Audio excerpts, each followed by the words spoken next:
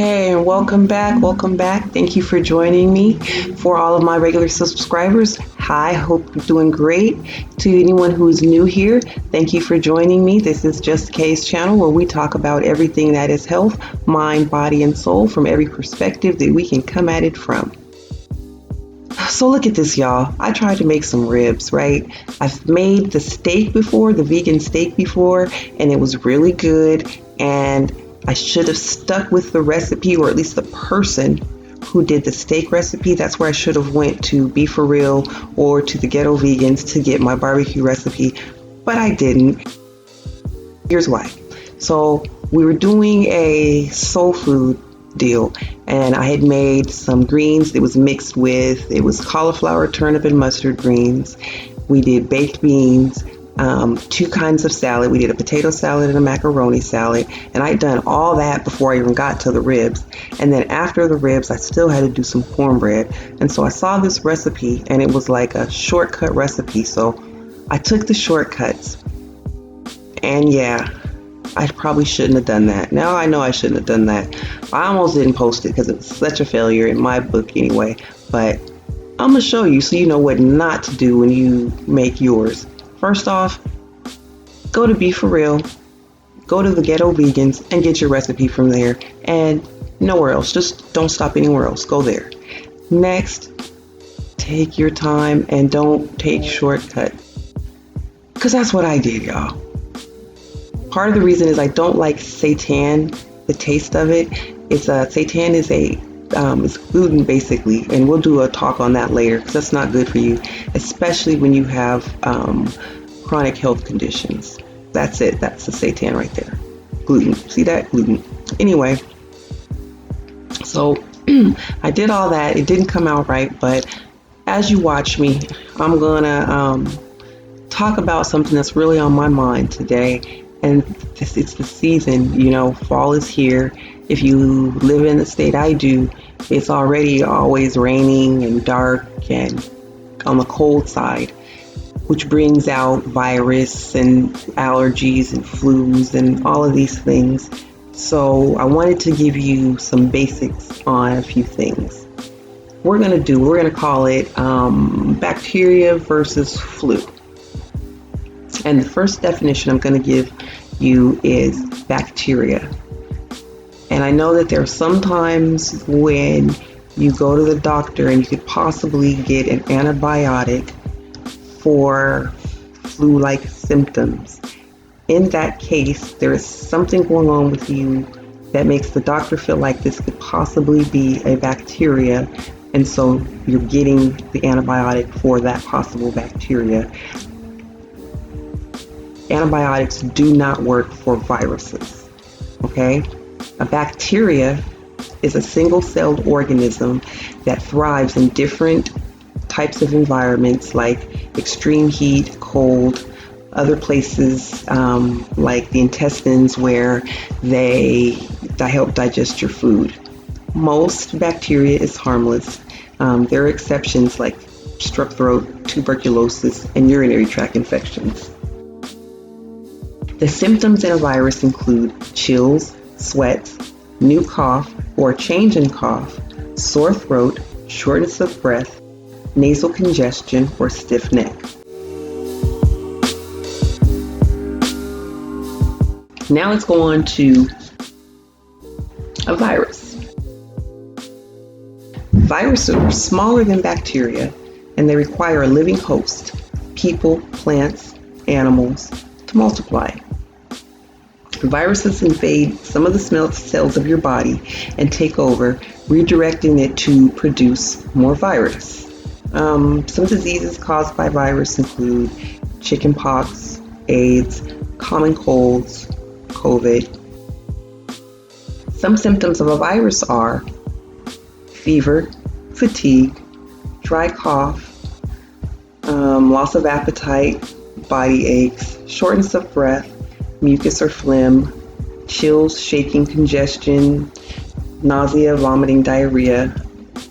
A virus typically lasts 7 to 10 days, and it is contagious from a few days before your symptoms appear until all your symptoms are gone. So that's the difference between virus and bacteria. So now let's talk about influenza. Influenza is a virus that attacks your respiratory system. The virus travels through air droplets when someone with the infection coughs, sneezes, talks. It can be inhaled or it can be picked up from an object like a phone or remote control, your hands on a light switch, and it's transferred through the mouth, eyes, or nose. Symptoms for influenza include fever, body aches, headaches, runny nose, and dry cough. Now, the influenza typically lasts 5 to 7 days. It's contagious a day or so before your symptoms appear to about 5 days after the appearance of your symptoms. Okay? So if you remember that I said with a virus, you're contagious from a few days before your symptoms appear until all your symptoms are completely done.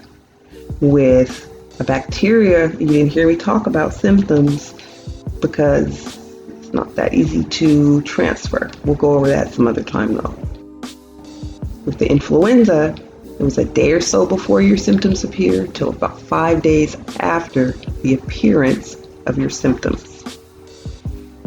Because we're talking about virus versus bacteria, then I'm going to talk about corona. The term coronavirus is just an umbrella term for a group of viruses like SARS, for example. COVID-19 is a newly brought to light member of that category, which basically means, so if you have fibromyalgia, you kind of really will understand this. So it basically means, okay, we know it does this, and we know it looks like this, but we don't know what it is, so this is what we're going to call it. So that's what COVID-19 basically is. The symptoms include fever, chills, cough, shortness of breath, muscle, body aches, headache, loss of taste or smell, nausea, vomiting, or diarrhea. Here's the big thing about coronavirus. Symptoms can sometimes persist for months, and it can damage things like the lungs, the heart, the brain, and it increases the possibility of chronic illnesses. It's contagious 48 to 72 hours prior to having the symptoms until 10 days after the symptoms resolve. Now, these are the things that they know that they can best tell you about, okay? Keep in mind what I said. It looks like this, it does this, so we're going to call it this. The complications, whether it's virus, corona, or flu, really tend to all run concurrent, a lot like the symptoms do. The complications can include difficulty breathing, chest pain or pressure, severe muscle or body pain, seizures, worsening of existing medical conditions, acute respiratory distress, which is like fluid in the lungs, new confusion, bluish lips or face, inability to stay awake or wake someone up.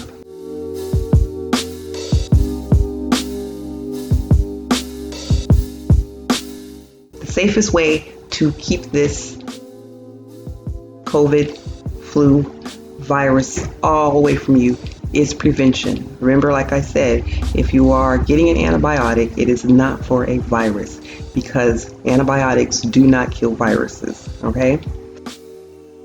Some ways to keep yourself safe would be make sure your surfaces are sanitized on a regular basis. Your remote controls, your light fixtures, your handles to your toilets, sinks, tubs, anything that is touched by a fair amount of people on a regular basis. You want to keep those sanitized. Keep your hands clean, which is kind of obvious. Try not to touch your hands to your face. Stay out of other people's faces. That helps too. It's okay to talk to someone from a few feet away if you don't know them. You don't have to get close in. Watch what you allow into your body. You know, I know a lot of you are tired of hearing that. We all know I'm a vegan, but we all know I say you do you. And I'm not preaching and trying to make anybody a vegan. I am trying to tell you to please Be careful what you put into your body. Keep in mind some of the things I've said in my other channels. If you need to go back and take a look. We have talked about how dairy increases mucus. Mucus is not good for your body, okay? We've talked about how a lot of the meats, or have we got there? We haven't gotten about the meats yet, but we've definitely talked about the dairy. We've talked about coconut water and how it hydrates you. So I'm gonna tell you, keep your vegetables going. If you want to, we can do a video on echinacea, elderberry, and things of that nature to help you out. But I do want to stress, and I can't say it enough, this time of year, it is time to be careful. Whether you believe in COVID-19 or not, I have also given you symptoms of the influenza and symptoms of a regular virus. I have shown you that the complications for all of them are pretty much the same across the board, as well as the symptoms. So even if you don't believe in COVID, it doesn't mean that you are not at risk for getting sick this year. Take care. Be careful. I love you all. I appreciate you being here. I hope you like, subscribe, click on that bell for new videos. I'm pumping them out about twice a week, y'all. And I hope you stay with me. If you're new to this channel, subscribe because we have a lot of new stuff coming up. Thank you again. I can't wait to see you. Next time we are going to be talking about, we'll either do our talk on depression and anxiety, or we're going to go into some women's health. If you have a preference, let me know down in the comment. Thanks again, guys. Love you. And see you soon. Bye.